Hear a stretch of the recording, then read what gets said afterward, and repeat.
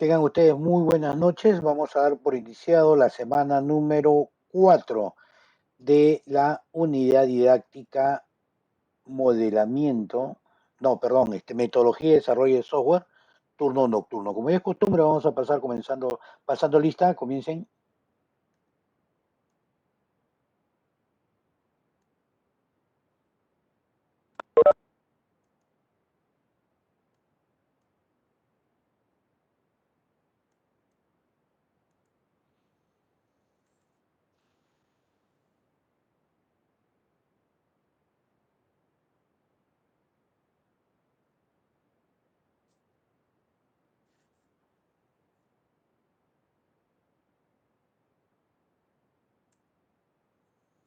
Vamos a ver la segunda parte de lo que era ingeniería de software.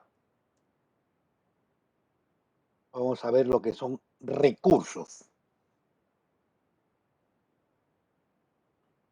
Ya, vamos a ver cada uno de estos recursos. Dentro de lo que es la ingeniería de software, los recursos podemos dividirlo en tres, lo que son recursos humanos y participantes, los recursos de software y los recursos de entorno.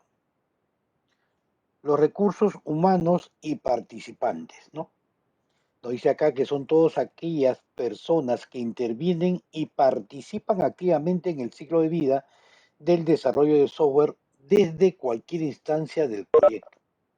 Aquí lo que nosotros tenemos que ver es la cantidad de personas que vamos a necesitar para este proyecto, ¿correcto? Ahora, todo esto de acá nosotros debemos obtener después de haber visto qué es lo que nosotros vamos a realizar, ¿no?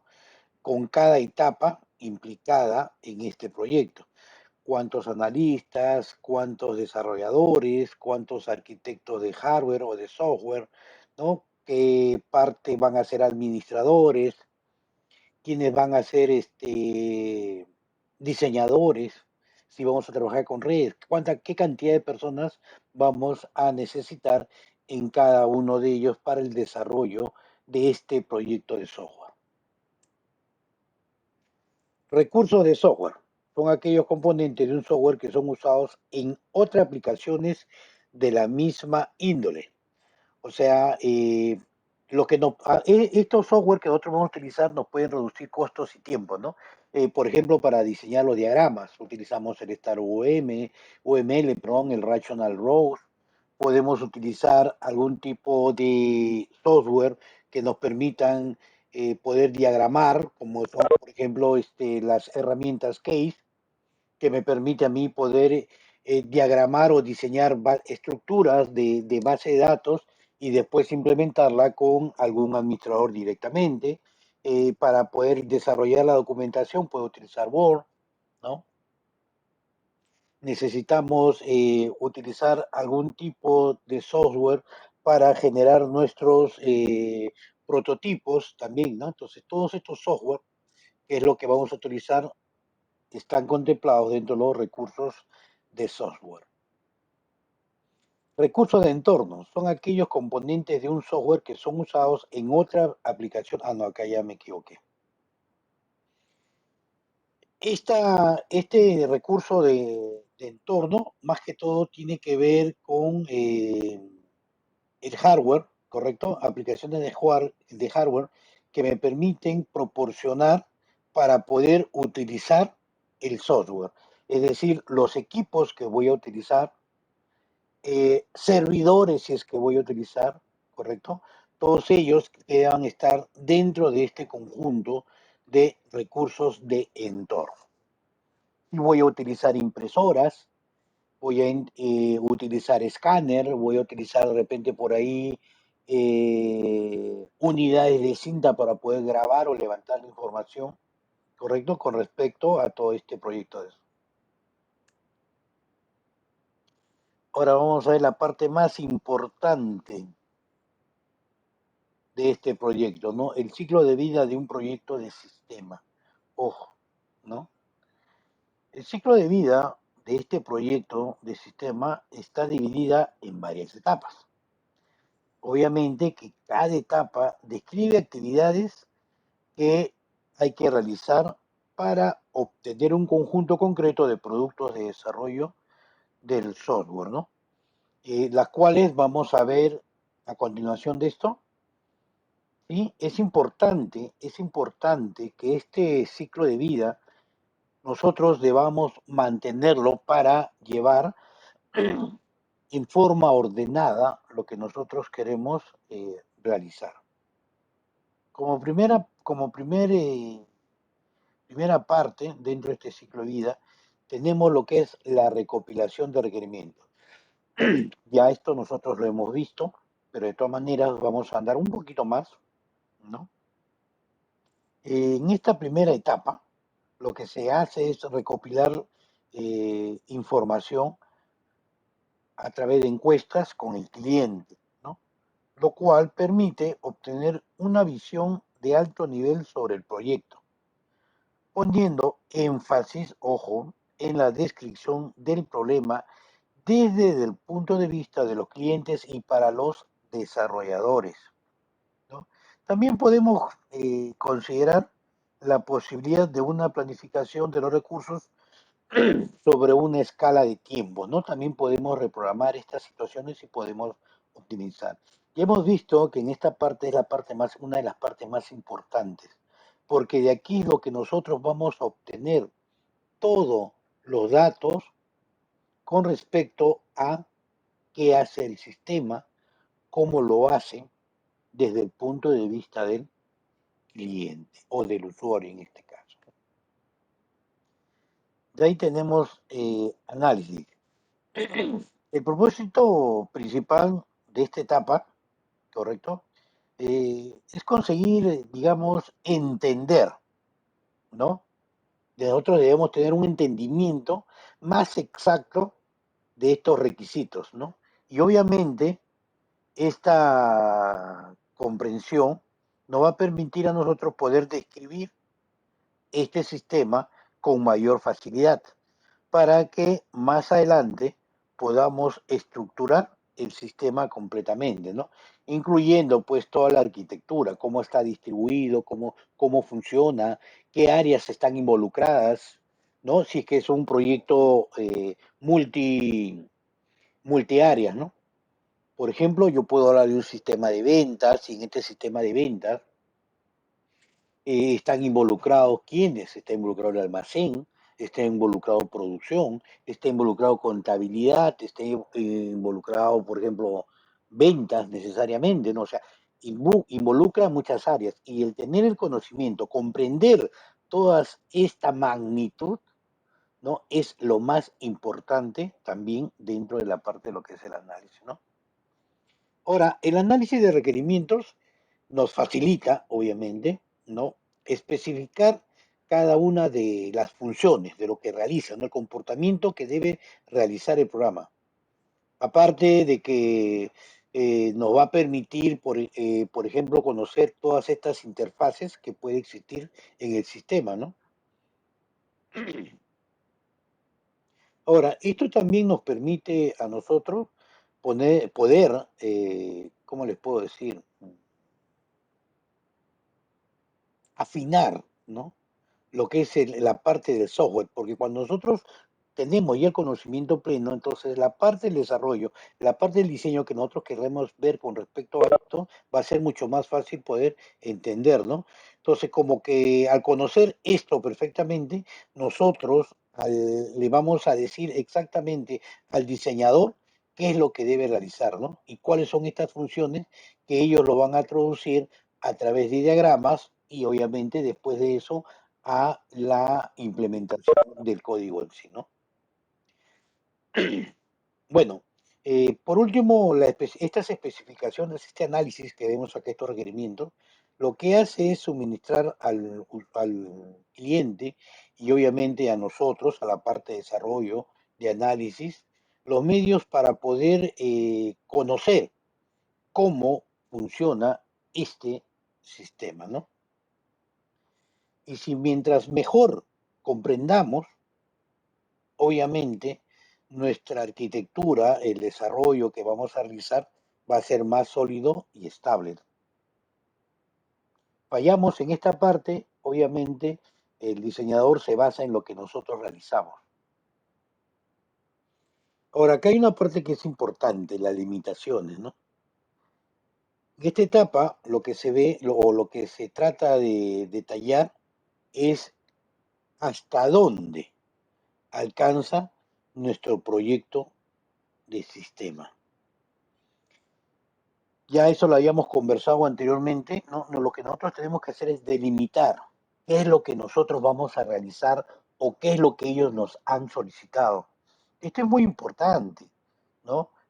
Porque muchas veces en el transcurso del proyecto, en el transcurso de este perdón, del desarrollo en sí de todo el proyecto, van a venir muchos cambios, pero que están fuera de lo que se ha solicitado, ¿no?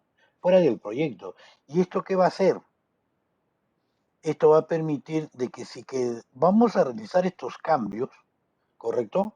Estos cambios no van a demorar mucho más porque va a implicar rehacer parte del análisis del requerimiento, el análisis, ¿no? Vamos a tener que reestructurar. En todo caso, se puede o se recomienda que todo esto que está, digamos, dentro o fuera de este proyecto se mantenga para que más adelante, en la etapa del mantenimiento, podamos incluirlo, ¿no? Podamos hacer mejoras con respecto a este proyecto. Las especificaciones. Es un proceso humano muy interactivo e iterativo, ¿no? Nosotros para poder obtener estas especificaciones lo tenemos que realizar a partir del cliente o todos aquellos actores que intervienen en este proceso. Y este proceso, como le digo, es interactivo e iterativo. Normalmente, a medida que nosotros vamos capturando esta información, se debe analizar, y obviamente se vuelve a alimentar al cliente, obviamente puliéndola, ¿no? Optimizándola y corrigiendo, por ejemplo, y se le vuelve a decir al mismo cliente, mira, esto es lo que yo entiendo lo que tú has dicho, ¿no? Y él, obviamente, lo que va a hacer es hacer algo afirmativo o decir, no, te has equivocado porque esto no corresponde acá, ¿no? Entonces, lo que hace en este caso es poder hacer un entendimiento mejor con respecto a lo que hemos venido estudiando o recopilando, ¿no? Ahora, ustedes como analistas tienen que llegar a conocer esta temática y el problema a poder resolver, obviamente, y desde ese punto de vista ustedes tienen que dominarlo hasta cierto punto. ¿Por qué? Porque si ustedes no dominan cuál es el funcionamiento de este sistema del cual ustedes van a convertir en software, obviamente, ¿cómo van a poder ustedes diseñar o desarrollar si no hay un entendimiento completo de qué cosa es el problema y cómo pueden ustedes solucionarlo? Obviamente, claro está, ¿no? De que para poder hacer esto, ustedes deben tener una alta capacidad, ¿no? Para poder comprender problemas de muy diversas áreas o disciplinas de trabajo. Esto se lo va a dar la experiencia, obviamente. Parte de la lectura, análisis, ¿no? Comprensión de problemas. Ahora, si nosotros nos podemos apreciar, ¿no? Existe una gran diversidad de campos a cubrir. Tenemos contabilidad, por ejemplo, tenemos economía, educación, marketing, producción, costos, ingeniería de fluidos, mecánica, ¿no? Entonces, vamos a encontrar una gran diversidad de campos a cubrir. Y es por eso que muchas veces ustedes, al no poder realizar esto, pueden solicitar, ¿no? La ayuda de especialistas, ¿correcto? O usuarios clientes que son que los que realmente conocen cómo es el área, ¿no? Entonces, por ejemplo, a mí me pueden decir, hay que desarrollar un sistema contable, contabilidad, ¿no? Porque lo único, Prácticamente lo que vamos a hacer, lo que es el contador, se lo vamos a colocar dentro de un equipo. La suma, la resta, a dónde van, ¿no?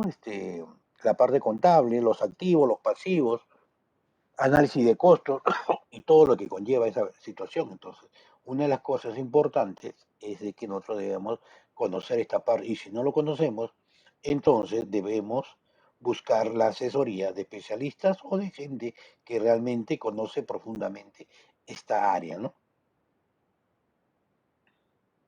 Ahora, y ese es en el caso de nosotros, ¿no? Pero en el caso del cliente, por ejemplo, el cliente no tiene que saber nada de software, ni de diseños, ni de nada de estas cosas, ¿no? Porque a él lo único que le interesa es de que el software que nosotros vamos a funcionar supla las necesidades de ellos. Diseño y arquitectura. Bueno, ya saben que una vez que se termina la etapa del análisis y la especificación, se empieza a modelar el sistema. Y obviamente se tiene que definir su estructura, ¿no? Para dar soporte a todos los requisitos, incluyendo los requisitos no funcionales y otras restricciones, ¿no? Ahora, con toda esta información recopilada, nosotros, o sea, los analistas, los ingenieros, los desarrolladores, ¿no? Los diseñadores, traducen esta información en esquemas, en diagramas, ¿no? Para que luego pasen al área de desarrollo y empiecen a codificar. Es importante que cuando entremos a esta etapa de diseño, la parte de análisis y requerimientos debe haber estado completa.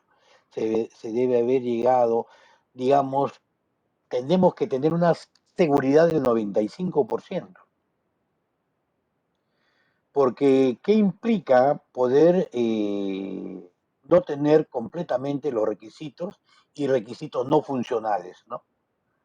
Y cuando nosotros, porque volverlo a rehacer implica que nuevamente debemos entrevistarnos con todas aquellas personas que no contemplaron estos requisitos, a volver a redefinir todos estos requerimientos y obviamente cambiar toda esta etapa del análisis. Y por ende, en el diseño, si es que ya se ha trabajado, volver a rediseñar, ¿no? Hay que ser bien claros en esta situación. La programación. Bueno, convertir un diseño a código, ¿no? Que realmente esa es la idea, ¿no? Eh,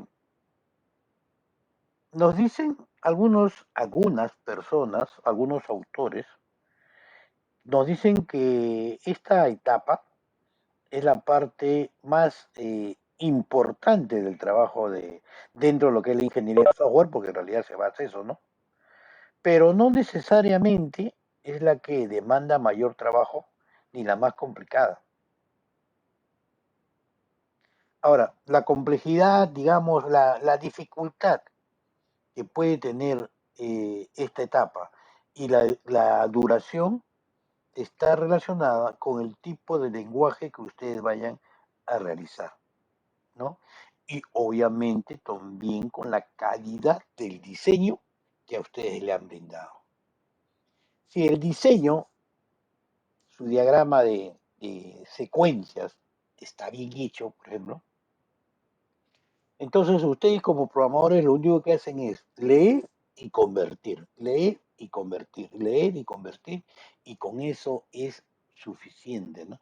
Ahora, como vuelvo a recalcar, si vamos a utilizar un tipo de lenguaje, digamos, que se basa netamente a puros caracteres, es decir, escribir, escribir, obviamente el tiempo puede ser un poco mayor, pero si trabajamos con un lenguaje de tipo visual, puede ser que podamos simplificar la parte del diseño, o sea, de los formularios, de los prototipos, pero la parte de la codificación siempre va a estar inmersa en la calidad con la cual nosotros podamos programar y obviamente el conocimiento que podemos tener con cada uno de ellos. Si bien es cierto, poder trabajar con .NET me permite a mí poder escribir como quiera, porque el compilador automáticamente me coloca tal y como está escrito. En la parte de Java, ¿no? Yo trabajo con tipo de case sensitive, es decir, que debo escribir tal y como lo he definido, ¿correcto? Pero si hablamos de seguridad desde el punto de vista mundial, Java es uno de los, como les volví a repetir, es uno de los lenguajes que más utilizados en el mundo para los distintos medios que existen, ¿no? A pesar que Microsoft con .NET también maneja un buen mercado, ¿no? Ahora, una vez desarrollada la parte de la programación, ¿correcto? Viene la etapa de las pruebas, ¿no? Probar el software, ¿no? El probar el software es un elemento crítico, o sea, es una de las, como le digo, hay, desde el punto de vista de distintas vistas, podemos decir, valga la redundancia, de que cada etapa es muy importante, ¿no? Porque aquí es donde tenemos que ver la garantía de la calidad del software desarrollado o del producto desarrollado, ¿no? El objetivo de esta etapa es garantizar la calidad del producto. ¿Y esto qué implica? Tenemos que verificar la interacción de componentes porque vamos a trabajar con distintos componentes y que entre ellos no exista ningún tipo de error y que la información que podamos llevar cuando regrese realmente deba ser la que hemos planificado, ¿no? Verificar la integración adecuada de los componentes, verificar que todos los requisitos se han implementado correctamente, ¿correcto? Que multiplique, que reste, que guarde, que envíe. Identificar y asegurar que los defectos encontrados se han corregido antes de entregar el software al cliente. Diseñar pruebas que sistemáticamente saquen a la luz diferentes clases de errores, haciéndolo con la menor cantidad de tiempo y esfuerzo. Ahora, la prueba obviamente no es sencilla, pues, ¿no? Aquí tenemos que trabajar con todos los campos, ¿no? Para ver las restricciones. ¿Se acuerdan que veíamos las restricciones de los campos? Ver que realmente estén cumpliendo la función por las cuales se han colocado, ¿no? Para poder asegurar la calidad. Que los campos numéricos solamente entren campos numéricos y que en los campos de texto, por ejemplo, ¿no? Yo voy a escribir un nombre. ¿Cuál es la longitud máxima de un apellido o de un nombre? Por ejemplo, ¿no? ¿Quién me puede decir cuál es la longitud máxima de un nombre o de un apellido? ¿Cuánto creen ustedes que podría ser?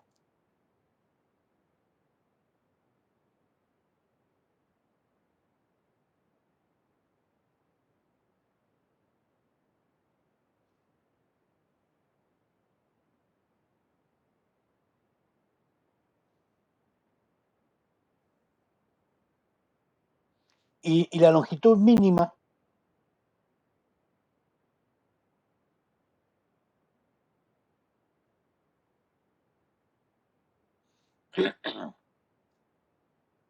claro, la longitud mínima, si es que un hombre o una mujer tiene un nombre, podría ser Lee, ¿sí o no? Hay personas que se llaman, ojo, no he dicho que se apellidan Lee, ¿no? Lee Chui, ya por ejemplo, ya son dos nombres compuestos, pero el nombre mínimo podría ser Lee. Ahora, si yo hablo de un apellido, o de apellidos, yo puedo hablar de que obviamente son dos apellidos con que se trabaja, digamos, a nivel nacional. Y yo puedo decir que también se llama Li, su apellido, Li. Entonces estoy hablando de dos y dos son cuatro, más un espacio en blanco, cinco. O sea, se dan cuenta, ¿no? Que nosotros debemos contemplar de que haya al menos cinco caracteres. Podría ser, ¿no? O sea, estamos hablando de las suposiciones. ¿Correcto? Pero eso se puede entablar, ¿no? ¿Qué otro tipo de pruebas, ¿no? Por ejemplo, la funcionalidad, digamos, de todos los procesos matemáticos que vayamos a realizar, los cálculos, ¿no? Estamos haciendo un software de venta, hemos hecho una venta, por ejemplo, bacán, los cálculos salieron perfectos, se separó el valor neto con el IGB y el total. Eso se acumuló o las cantidades se descontaron abiertamente de los productos en el almacén, por ejemplo. ¿Qué hacer cuando anulamos una factura o una boleta? Entonces se debe revertir los montos a el almacén y ver si realmente se realizan o no se realizan esas adiciones, ¿correcto? Entonces, eso implica, como le dije, es una de las partes bien contemplativas, ¿no? Y hay que tener bastante cuidado cuando hacemos las pruebas, porque aquí es donde nosotros, a grosso modo, así está bien, no hay falla, pero en realidad nosotros debemos probar, ¿no? Parte por parte, módulo por módulo, lo que nosotros estamos viendo, ¿correcto? O sea, es muy sensible, esta parte de aquí es muy sensible, ¿no? Verificar que realmente la longitud de los campos cuando yo diseño sea la correcta, que los datos que puedo utilizar dentro de un combo, por ejemplo, un combo box, sean los óptimos, ¿no? Que realmente cuando yo limpio los campos, todos regresen a su estado natural como si fuera el inicio. Por ejemplo, prender todos mis botones, pero cuando yo inicio deben estar apagados y solamente debe estar prendido el nuevo. Cuando presione el nuevo se debe apagar nuevo y prender, agregar y así sucesivamente, ¿no? O sea, ver todas estas características están dentro de la parte de prueba, ¿no? Ahora, la prueba, esta es una actividad que se enfoca sobre la lógica interna del software, ¿no? Y de todas las funcionalidades externas. Y la prueba, obviamente, lo que tenemos que realizar es ejecutando el programa, ¿no? No vamos a estar mirando, digamos, la lógica, no. Lo que nosotros tenemos que ver para poder probar el software, lo que tenemos que hacer es ejecutar, ¿no? ¿Y para qué ejecutar? Porque con esta ejecución lo que a mí me hace o me permite es descubrir los errores que posiblemente puedan tener, ¿no? Ahora, errores, ojo, de lógica, no errores de codificación, porque ustedes saben que ya los lenguajes de cuarto nivel automáticamente tienen sus propios compiladores online. Es decir, yo voy escribiendo, ¿no? Y me van saliendo las rayitas rojas, rayitas amarillas, y eso me va indicando de que estoy teniendo errores y por ende no me va a dejar ejecutar el software. Entonces, lo que nosotros vemos cuando ejecutamos la prueba son errores de lógica que puedan existir, que en vez de sumar estoy restando, en vez de multiplicar estoy dividiendo, ¿correcto? En vez de irme a esta función me estoy yendo a un método. Entonces, yo debo enviar un parámetro y no lo estoy enviando. Entonces, esa es la forma de cómo poder realizar nuestras pruebas, ¿no? Ahora, tenemos varios tipos de pruebas. Pruebas de unidad, ¿no? Obviamente que esto se centra netamente en el módulo, ¿no? En la parte, o mejor dicho, puedo hablar la parte de alumno, voy a hacer un sistema académico. Dentro del sistema académico tengo un módulo de alumnos exclusivamente, tengo un módulo de docentes, tengo un módulo de unidades didácticas, tengo un módulo de matrícula, ojo, tengo un módulo de asistencia, un módulo de notas, ¿no? Un módulo perdón, de pago, si es que es particular, y cada uno de ellos es un módulo distinto, ¿no? Entonces yo me debo centrar en uno por uno, no puedo trabajarlo toda la vez porque no se permite. ¿No? No puedo hacer una prueba general, tiene que ser módulo por módulo, ¿no? Ahora, esto lo que me hace a mí es poder, pues, conocer, como le dije, uno a uno, qué cosa es lo que se puede realizar dentro de ellos, ¿no? Ver si realmente están cumpliendo con las funciones por las cuales han sido desarrolladas. Ahora, ustedes saben que cada módulo, de alguna u otra manera, alimenta a los otros módulos. Por ejemplo, si yo sigo hablando del módulo que les decía, o este sistema, ¿no? Académico, Si yo no alimento la parte de alumnos o estudiantes, yo no les doy de alta en mi sistema, entonces cuando yo quiera eh, generar o implementar mi unidad didáctica con respecto al estudiante, no va a figurar, ¿correcto? Porque no lo está alimentando. Quiero colocar asistencia de mis estudiantes. Voy a revisar y me faltan 3 4 estudiantes. O sea, como les digo, ¿no? Es importante que estas unidades tengan una supervisión muy, muy fina, ¿no? Ahora, aquí vamos a hablar un poquito con respecto a lo que es la caja blanca, ¿no? Ya habíamos hablado lo que es la caja negra, ¿correcto? Algo que no puedo ver, algo que no sé, lo que me interesa es de que funcione. ¿Cómo lo hace? No me interesa, ¿no? Entonces, aquí en esta etapa, en esta prueba de unidad, lo que a mí sí me interesa es ver la caja blanca. Es decir, que yo debo hacer un depurador, puedo ir testeando paso por paso lo que va realizando mi pantalla y internamente ver qué cosa es lo que está realizando. Entonces, esto me permite también tener un conocimiento exacto de cuál es el lugar donde pueda existir esta falla, ¿no? Claro que esto se ejecuta después pues, de cada módulo que uno termina, ¿no? Ahí tenemos prueba de integración. Ahora, esta integración, por ejemplo, es lo que yo les decía, ¿no? Ya trabajar en conjunto, ¿correcto? Por ejemplo, si hablamos del sistema de ventas, estoy hablando que si en mi módulo de facturación, cuando yo estoy generando mi factura, automáticamente lo que debe actualizarse es mi sistema o mi módulo de inventarios o de almacenes, ¿no? Entonces, ahí tenemos esta prueba de integración, ¿no? Porque estoy integrando 2 o 3 módulos a la vez. Ahora, esto existen 2 formas de integración. La integración no incremental, donde se combinan todos los módulos, ¿correcto? Y se prueba para el programa en conjunto. Y una integración incremental, donde poco a poco vamos incrementando pequeños segmentos para poder ver cómo vamos avanzando, ¿no? Mayormente la integración no incremental es ya para personas, digamos cuando estamos desarrollando, cuando el bloque, ¿cómo les puedo decir a ver?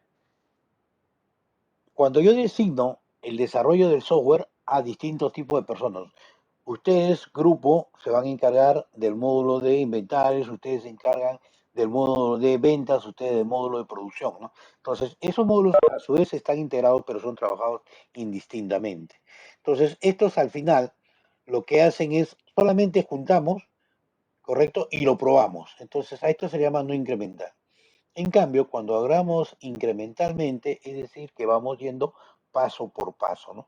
Primero hacemos un módulo, de ahí trabajamos con otro módulo, de ahí trabajamos con otro módulo y así sucesivamente. De ahí tenemos las pruebas del sistema.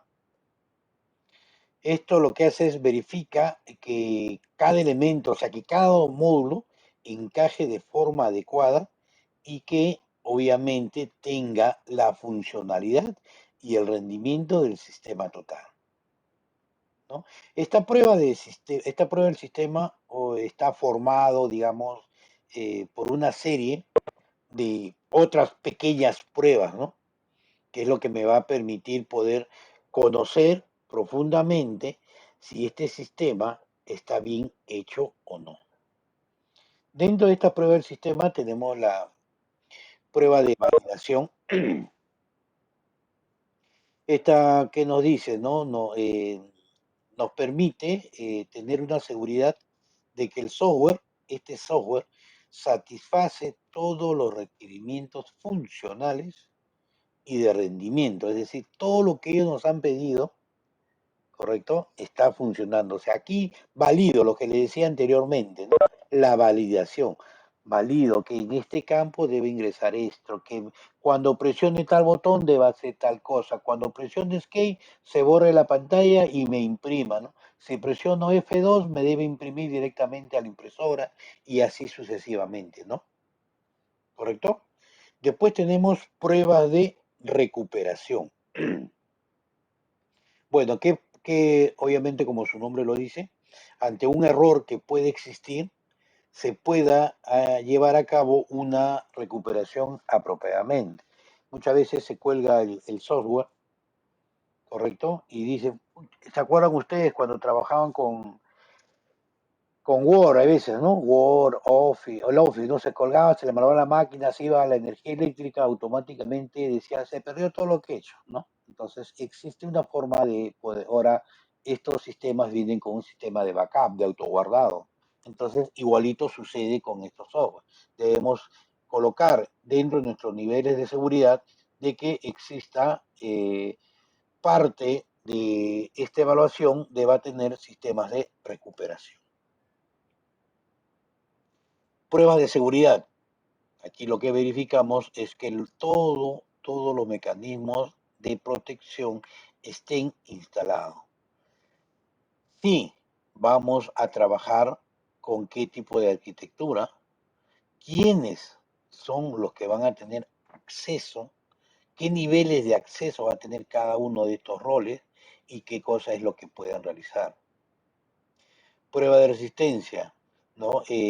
Bueno, en este caso, como le dije anteriormente, colocar, por ejemplo, si es un campo numérico, yo tengo que hacer suma, de repente colocar 50 mil trillones, 328 mil, 400 millones, 325 mil, o sea, someter a este sistema, a estas operaciones anormales, ¿correcto? Donde dice letras, colocar puros números, en fechas, colocar fechas futuras, fechas muy pasadas. Entonces, esto me permite a mí también tener este tipo de prueba, ¿no? Bueno, y ahí tenemos la prueba de instalación. Esta se va a centrar exclusivamente, ¿no? En asegurar que el sistema de software se instale con las configuraciones de hardware y software como ha sido requerido, ¿no? Obviamente aquí tenemos que prever el espacio de disco en los servidores, en las mismas PC, ¿no? Porque hay software, por ejemplo, que me permiten a mí poder trabajar offline, o sea, fuera de línea, y cada vez que yo termino o grabo, automáticamente se envía la información y pueda grabarse, ¿no? Y estar trabajando de esa forma. Entonces, ese tipo de memoria virtual que yo puedo utilizar, entonces va a ocupar espacio en disco, va a ocupar memoria. Entonces, prever, ¿no? De que en esta prueba que se hace instalación, los equipos estén configurados correctamente. Las direcciones IP, ¿no? Si voy a trabajar con direcciones IP públicas, privadas, voy a utilizar con direcciones IP dinámicas, ¿no? Entonces, ver con este tipo de seguridad que vamos a trabajar, ¿no? Dentro de esta instalación. Si vamos a utilizar redes cableadas, redes inalámbricas, si vamos a utilizar VPN, ¿no? Entonces, todo este tipo de cosas es lo que se tiene que ver en esta parte, ¿no?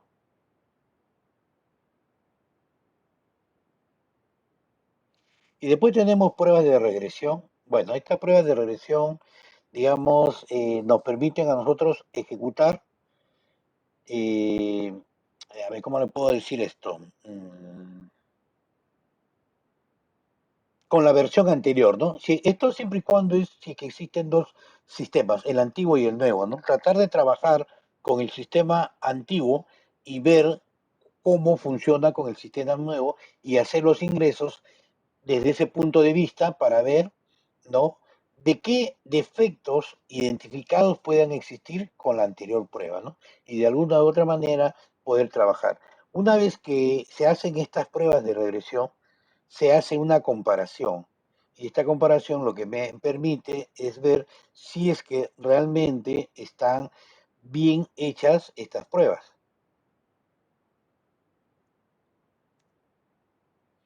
Una vez que hemos terminado de hacer todas las pruebas y ver de que todo está completo, no hay problemas de software, no hay problemas de lógica, no hay problemas de hardware, no hay problemas de validaciones, no hay problemas de seguridad, no hay problemas de rendimiento, o sea, no tenemos ningún tipo de problema. Los equipos físicamente los hemos revisado, ¿correcto? Hemos visto de que las configuraciones son las que hemos pedido y en las cuales el software va a funcionar correctamente. Entonces viene esta etapa de implementación, ¿no? Ahora, esta parte de la implementación es la parte realmente más costosa, ¿no? Y consume más tiempo porque aquí es donde tenemos que ver los equipos que estén, ¿no? O sea, tenemos que implementar el funcionamiento de este software. Y la implementación de este software se tiene que hacer en dos servidores que tienen que estar completamente configurados para poder realizarlo y eso implica dentro del proyecto. Y dentro del proyecto de software se contempla todo esto. ¿Eh? No es decir, no, yo solamente me dijeron hacer el software y punto. No, porque dentro de los requerimientos me dijeron, no, esto va a funcionar en un servidor o en dos servidores. En un servidor que va a replicar con un disco, con una imagen de disco a otro servidor, ¿no? Entonces, todo eso está dentro del proyecto. Pero cuenta con servidores, no. Entonces, dentro de tu proyecto también tienes que colocar una parte de que necesito tanto de software y tanto de hardware para que ellos puedan contemplar, ¿no? Dentro de este proyecto. Entonces, por eso se le conoce como la implementación en la parte más costosa, ¿no? Y obviamente consume más tiempo. Vas a trabajar en 7 computadoras en línea y todas deben estar correctamente cableados con categoría 6, ¿no? Tenemos 5E. Con 6 es mucho más rápido, con 5E no. Dentro del proyecto está especificado, ustedes han aprobado el proyecto y si no lo hacen, entonces, pero ustedes también tienen que ir corroborando toda esta situación porque dentro de su plan de actividades ustedes tienen que tener estas verificaciones. Ojo. Ahora, aquí utilizamos pues muchas personas, herramientas, recursos, ¿no? Están todos involucrados en esto para poder realizarlo. Y obviamente están inmersos dentro del ciclo de vida.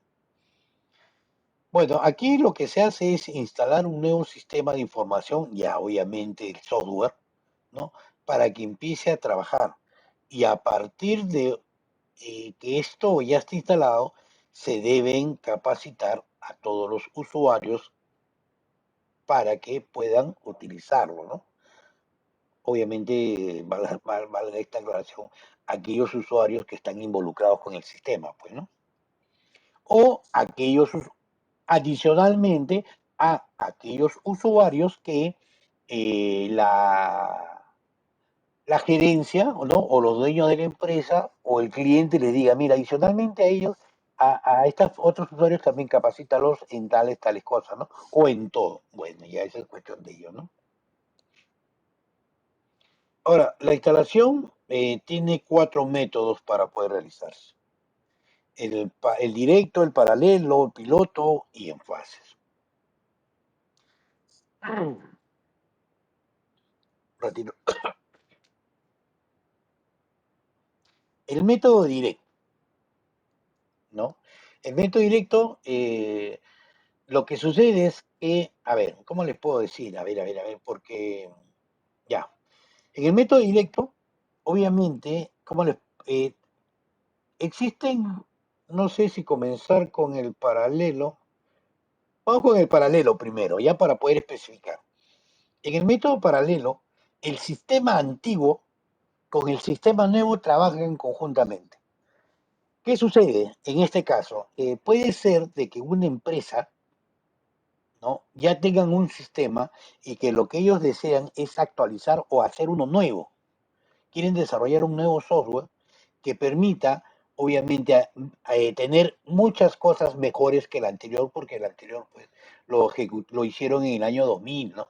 Como hay muchos software del año 2000, de la década del 90 que todavía siguen funcionando. Y hay empresas que no quieren, pues, implementar uno nuevo porque es costoso, obviamente, ¿no? Porque esas corrían, pues, en 486, ¿no? Ahora la mayoría de los software mínimo, pues una Core i3 con 4 u 8 de RAM, ¿no? Y un disco aunque sea de 500, ¿no? Medio tera, pero todo eso tiene un coste, ¿correcto? Entonces, en este método paralelo, los dos sistemas, tanto el antiguo como el nuevo, trabajan conjuntamente, ¿correcto? Entonces, ¿qué es lo que va a suceder? Obviamente que hay más doble trabajo, ¿no? Hay doble trabajo. ¿Y qué es lo que va a suceder? Lo que sucede es de que cuando esta etapa de implementación termine, entonces este software debe demostrar que es confiable, que está haciendo lo mismo que hacía el anterior, ¿no? Ahora, en este método el riesgo es bajísimo. ¿Por qué? Porque si el nuevo sistema falla, obviamente, ¿no? Se puede seguir trabajando con el sistema antiguo. Claro está que esto pues va a representar un otro costo, ¿no? Un alto costo porque necesito trabajar nuevamente con mi personal para ver en que a pesar de las pruebas que yo haya realizado, qué es lo que está pasando para que no puedan aparecer estos errores, ¿no? ¿Correcto? Esto es el método paralelo. Y en el método directo, lo que se hace es directamente se abandona el sistema antiguo y se empieza a trabajar con el sistema nuevo. Ahora, esto obviamente es riesgoso, pues, ¿no? Porque si no funciona correctamente, ya es imposible volver al sistema anterior, ¿no? ¿Por qué? Porque el otro sistema ha sido desinstalado, de repente no borrado, pero ya está en backup, está guardado en otro lado. Y obviamente estos sistemas se tienen que ir trabajando 3, 5, 7, 10 días o un mes para ver los resultados, ¿no? Y si no son los resultados deseados es porque te fallas. Y regresar al sistema anterior, volver a reinstalar el sistema antiguo y cargar en ese tiempo todo lo que no se ha cargado en el sistema nuevo, obviamente es riesgoso, ¿no? Y tiene un costo fuerte. Ahora, tenemos el método piloto, ¿no? Lo que hace es, digamos, se va liberando, digamos, en una sola parte, en un solo lugar, ¿no? Para poder comprobar que realmente su efectividad es la que se espera, ¿no? ¿Correcto? Y obviamente que si bien esto tiene una buena efectividad, se va liberando el resto, ¿no? Ahora, este es menos costoso que el paralelo, aunque también tiene su riesgo, ¿no? Porque obviamente no puedo controlar las áreas donde estoy liberando este piloto. Y el método de fases, bueno, esto lo que hago es dividir en partes, ¿no? ¿Qué cosa es lo que voy utilizando dentro de este tiempo? Es decir, ¿cómo le puedo decir? Terminé el primer módulo, por ejemplo, y ese módulo yo lo libero y las personas o los usuarios ya lo van trabajando, ¿no? Liberé docentes, entonces ahí se va trabajando, es por fase, no voy trabajando por fase. Terminé por ejemplo, unidades didácticas, correcto, entonces voy liberando, ¿no? Pero todos ellos en conjunto tienen que estar unidos y poder trabajar correctamente. El dolor de cabeza, documentación, ¿no? Es la guía o comunicación escrita en sus diferentes formas, ya sea modelados, como hemos visto nosotros, UML, modelados de negocio, también lo hemos visto, RU, nuestros diagramas, nuestras pruebas, ¿no? Nuestros proyectos que hicimos finales, nuestros manuales de usuario, los manuales técnicos, etcétera. Todo con el propósito de eventuales correcciones, utilización, mantenimiento futuro y ampliaciones al sistema, ¿no? Esto a nosotros nos permite tener conocimiento de cómo está estructurado todo. Ojo, ¿para qué? ¿Pero por qué, profe? ¿Por qué? Porque estamos hablando a nivel de proyecto grande, pues, ¿no? ¿Por qué? Porque es importante que cuando ustedes se vayan y vengan otras personas, encuentren la documentación. ¿no? Así como cuando ustedes lleguen a una determinada empresa, espero que sea grande, ¿no? Y le digan, hay que desarrollar tales cosas, modifiquemos. Y esto, ahí están los manuales. Ah, ustedes pueden entender los manuales, pueden leer y no van a tener ningún tipo de problema. No, no hay nada, no sé, entra la lógica marciana de este señor. Imagínate entender la lógica de otra persona, ¿no? Entonces ahí es donde comienzan estos grandes problemas. ¿No? Por eso que nos dice prácticamente la importancia de toda documentación, como le vuelvo a recalcar, ¿no?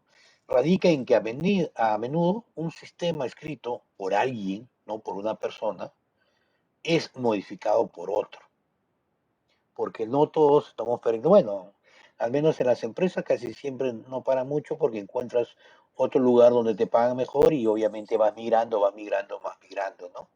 Entonces, esta documentación sirve para que en esta etapa de mantenimiento, porque ya es la parte de mantenimiento, tú puedas entender cómo funciona cada uno de estos módulos, ¿no? O etapas en las cuales está documentado esto. Ahora, la documentación también podemos subdividirla en tres partes.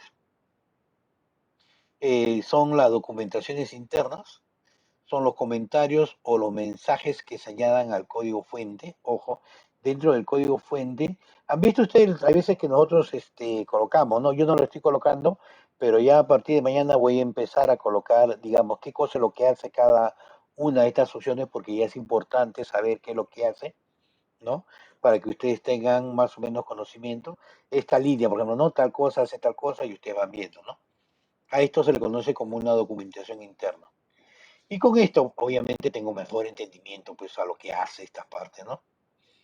Y de ahí tenemos las documentaciones externas, que es todos aquellos documentos, ¿no? Donde describimos el problema, los datos del autor, los diagramas de flujo, los diccionarios de datos, el código fuente, porque el código fuente también tiene que estar dentro del documento, y por último tenemos el manual de usuario, ¿no? Este manual de usuario que es importante para el usuario, valga la redundancia, ¿no? Porque describe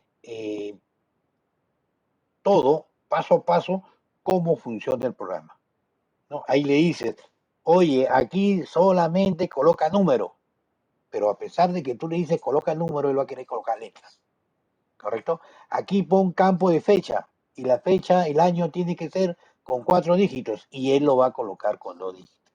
A pesar de eso, ¿no? Pero ahí está la documentación, ¿correcto? Mantenimiento. Bueno, el mantenimiento consiste en mantener y mejorar el software para, eh, digamos, enfrentar errores descubiertos y nuevos requisitos, ¿no? Lo que le decíamos anteriormente, ¿no? Pueden haber nuevos requisitos o pueden existir requisitos que no fueron encontrados en ese momento.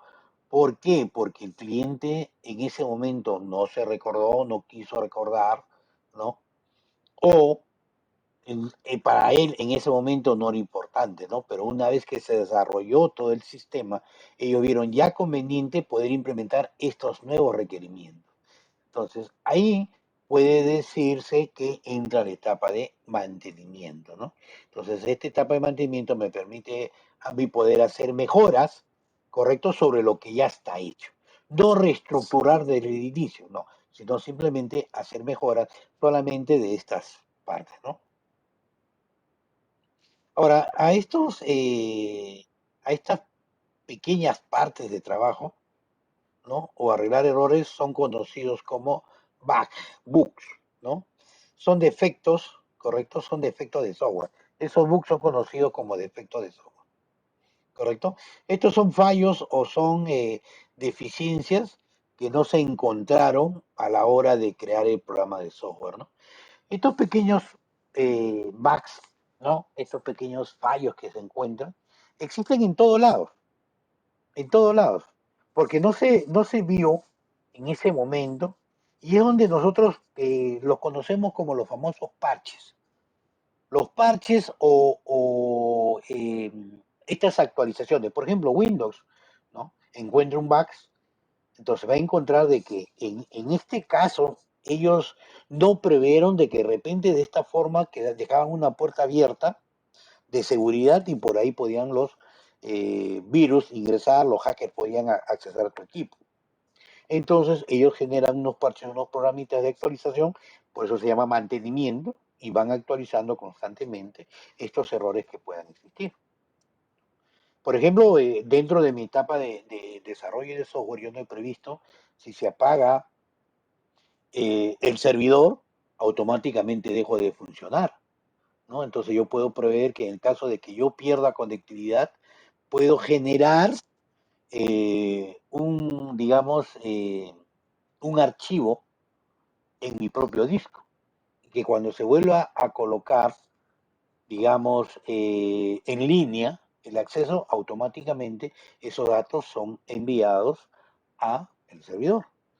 Digamos, ¿no? Se podría trabajar de esa forma, ¿no? Bueno, ahora, todas estas deficiencias, obviamente, porque una vez que yo las encuentro, ya son conocidas, ¿no? Todas estas deficiencias conocidas tienen que ser documentadas, ¿no? Ya, por si acaso. Y estas son enviadas con los famosos release, ¿no? Entonces, las versiones, ¿no? Encontré un parche, ya listo, es el release 3.1.1, release 3.1. Y así sucesivamente, ¿no? ¿Por qué? Porque ya el usuario va a saber con qué versión está trabajando, que es importantísimo, ¿no? ¿Qué es lo que sucede? Por ejemplo, ¿no? Yo implementé un software, correcto, y se hicieron varios releases, varios parches, y quedamos en la 3.14, ¿no? O 3.1.14, correcto. Por algún motivo, esa máquina se tuvo que formatear, se volvió a instalar el sistema operativo, todo, y cuando se instala el software, no saben qué release es, ¿no? Entonces, porque van a instalar el 3.1.13. Entonces, esa última 14 no va a estar actualizada dentro de este equipo y va a tener determinados tipos de errores, ¿no? Entonces, es muy importante trabajar con esto dentro de la etapa de mantenimiento también, conocer para poder trabajar con este tipo de proyectos, ¿correcto? ¿Alguna pregunta, por favor?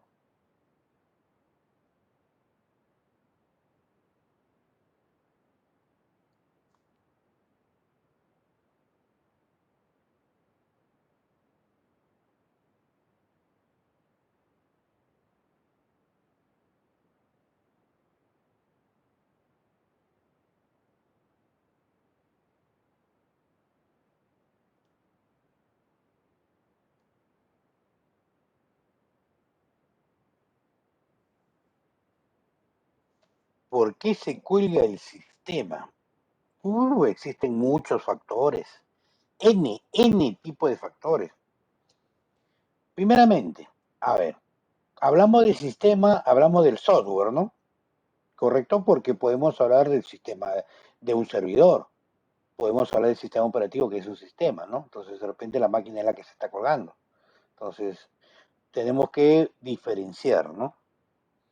Si hablamos del software, puede ser, no digo que es, puede ser uno, no tiene acceso a la base de datos, se ha desconectado la red,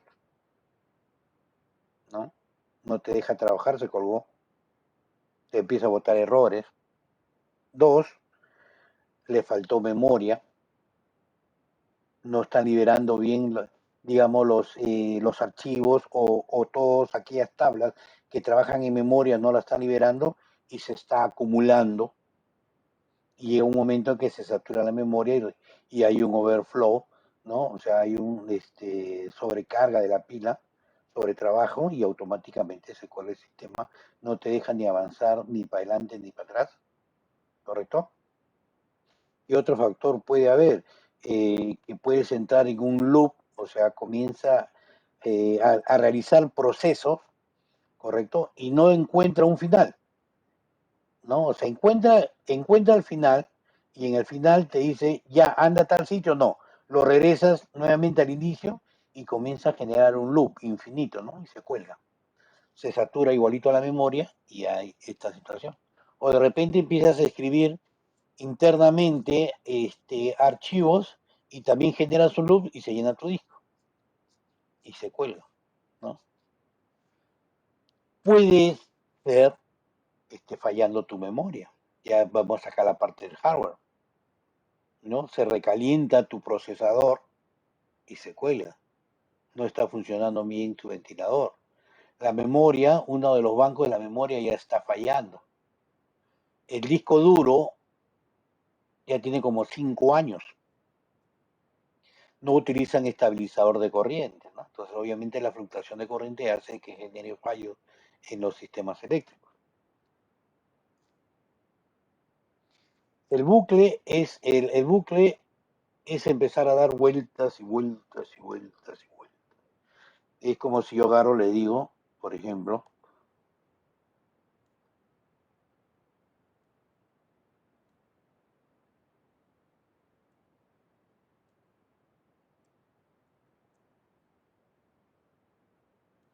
vamos a nuestro graficador profesional. Yo agarro, por ejemplo, ustedes tienen su tabla y vamos a leer esta tabla que tiene n cantidad de registros, ¿correcto? Entonces, yo para leer una tabla voy a utilizar un DoWine, ¿correcto? O un while nomás, un DoWine no, voy a utilizar un while. Y yo dentro del while, claro, este es un bucle, le pongo verdadero, ¿no? Y comienzo a hacer un montón de parámetros acá, ¿correcto? Y acá le pongo un undo o un while. Pero por acá nunca le pongo falso. Y comienzo a dar vueltas y vueltas y nunca termino. O sea, aquí loop comienza a generar. Y si trabajo con variables, o sea, se sigue recargando toda mi memoria, ¿no? Entonces llega un momento en que claro, el bucle, el loop, ¿no? Es lo mismo.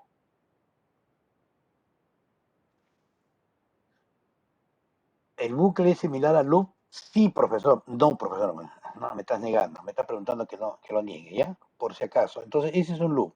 Y esos son uno de los errores más comunes que existen, ¿no? No controlar a la hora, cuando yo trabajo con un verdadero, ¿no? Con true. Un white true, entonces doy vuelta. ¿En qué momento estoy false? A veces no lo considero, ¿no? Y empiezo a dar vueltas y vueltas. Son errores comunes, ¿sabes? En programación. ¿Correcto? Ahora, vuelvo a repetir, ¿no? Factores para que se cuele un sistema, existen muchos factores. Claro, se repite. No es que estás al inicio, vuelves a dar vueltas y vueltas y vueltas y vueltas. Entonces, dentro de un while, tú puedes colocar un if para poder romper, ¿no? Hacer un exit o un break. Entonces, ya esa es lógica de programación, ¿no? ¿Cómo lo maneja? O de repente yo puedo trabajar con un while y que me diga a mí, ¿no? Cuando leo una tabla, cuando sea el último registro, algo. ¿No? Entonces, esa es una de las cosas importantes. O de repente utilizar un método para esa tabla. Bueno, en la tabla no, porque la tabla tengo que pasarlo a un array, por ejemplo, o un array list, y saber la longitud, ¿no? Y con esa longitud ya yo voy trabajando. Entonces, hasta esa cantidad nomás trabaja y después de eso automáticamente rompe, ¿no? Pero a veces en vez de romper, vuelvo al inicio, regreso al mismo método y comienzo a hacer un loop, ¿no? O sea, errores de programación, de lógica, siempre se va a tener al comienzo, ¿no? Bueno, hasta de viejo, ¿no? No olvídense, siempre nos equivocamos. La lógica, ¿no? Hay veces como podemos decir, ¿no? Lo digo yo, porque eso lo digo yo. Yo, por ejemplo, solamente cuando son proyectos nuevos hago análisis, pero cuando son proyectos que yo ya conozco porque lo he trabajado en N cantidad de empresas, yo de frente me voy a codificar, genero mi estructura de base de datos y de frente, ¿no? Le digo, ¿qué documento utilizas? Dámelo, listo, y con eso levanto al toque, ¿no? Porque ya la experiencia, como le digo, ¿no? La parte del análisis te da bastante experiencia, ¿no? Y ya de acuerdo a eso de frente vas a codificar. ¿Para qué voy a diseñar si ya todo está en mi cerebro, ¿no? Entonces lo único que hago es corregir o simplemente implementar y hago mis pruebas después, ¿no? Ahora, la cuestión aquí es, como les digo, ¿no? Cuando a veces nos confiamos, ¿no? Y lo hacemos, y cuando ejecutamos comienzan los errores, ¿no? Ah, esto no es así, entonces regreso nuevamente y otra vez, ¿no? A veces uno agarra esa parte, ¿no? Como les digo. ¿Alguna otra pregunta?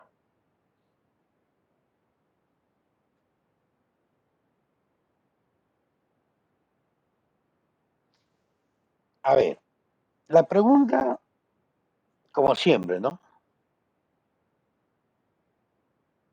Si tú, ¿qué es lo que quieres, ¿no? Realmente. No por ofender, no quiero ofender a nadie, pero muchos vienen acá simplemente por sacar un título, o porque lo enviaron a estudiar, o porque lo necesitan para un trabajo, o simplemente para hacer. Correcto, porque están enfocados en otra cosa. Entonces dejan de lado, ¿no? Simplemente ya tengo mi título, tengo mi cartón y esto me avala. Porque como hace 3 años encontré también una señorita, me dijo, no, yo necesito solamente cartón porque yo no voy a trabajar más con Office. No, bueno, hizo 3 años para estudiar Office, pero era una carrera técnica, técnica profesional, ¿no?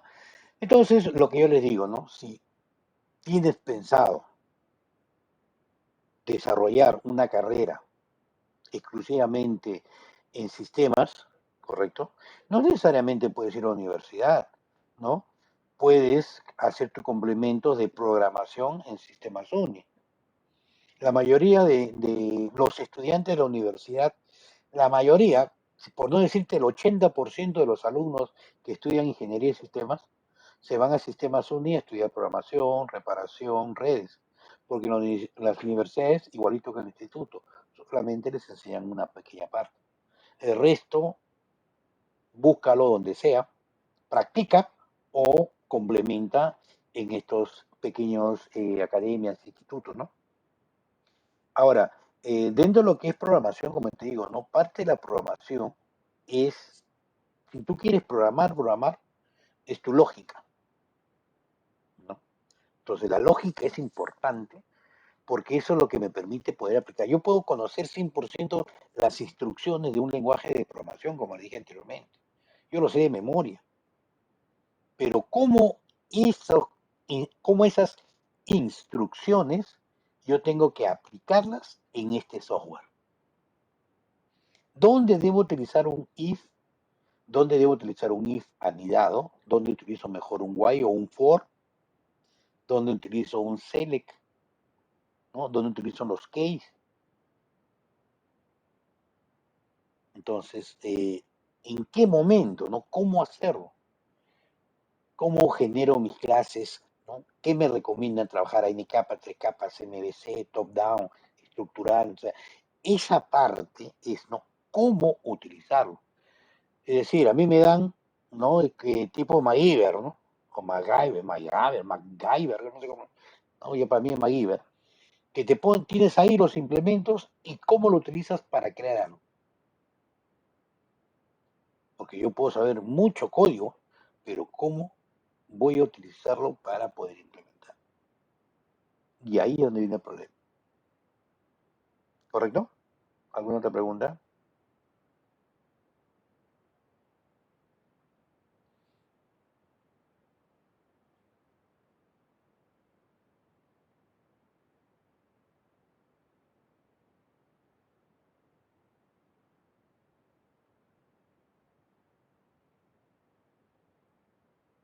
¿Alguna pregunta?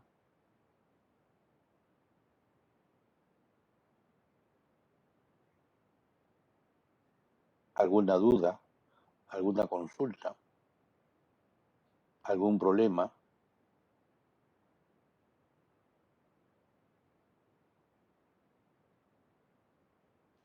Claro, todo proyecto piloto, ¿no? Todo proyecto piloto va a mejorar una implementación. Ahora, los proyectos pilotos también son de innovación, porque es algo que supuestamente no está. Aquí se denomina piloto, que es nuevo, ¿no? Entonces, un proyecto piloto, yo lo trabajo a ver, oye, nunca se ha hecho este software acá, o sea, en el sitio, ¿no?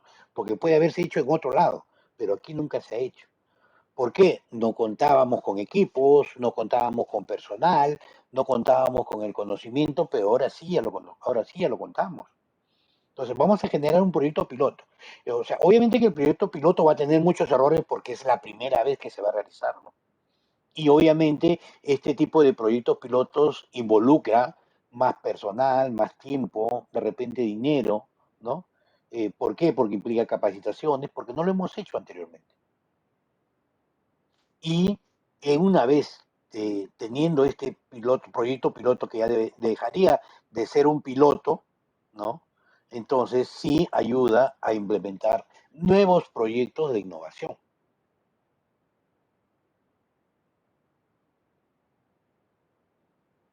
Otra consulta, muy bien, Concepción. Buena la pregunta, esa intervención. ¿Ah?